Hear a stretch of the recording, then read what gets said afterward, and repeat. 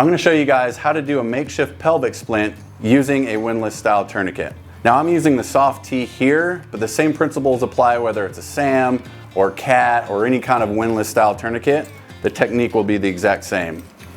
What you're going to do is unbuckle your tourniquet, and you're going to run that whole body of the tourniquet all the way out like this. Pull that buckle all the way out, leaving you all this slack here.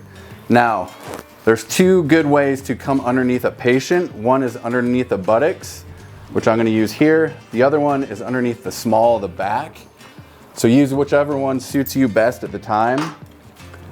And then you're simply going to seesaw the tourniquet back and forth. Again, I'm going up. Same principle goes going down if you go through the small of the back. Go ahead and clip it and snug it up. Now the area you're going for placement with this guy is not necessarily the top of the hip here. It's called the iliac crest. It's kind of where the top of your hip bone meets your torso. It's lower than that. You've got another area called the greater trochanter. It's that little bump that's on the side of your hip. We're going more for that bump on the side of the hip area.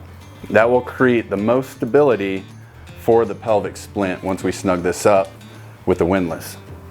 So I'm buckled up. Twist the windlass just as you would normally using a tourniquet. The thing is, you're not going to tighten this down as if you were trying to stop a major bleed. You're just getting it firmed up, kind of pulling the two sides of the pelvis together. Don't forget to lock it in. And this has created a nice, stable pelvis for this patient. This is a very common injury, not only in vehicle wrecks, but most definitely in motorcycle wrecks as well.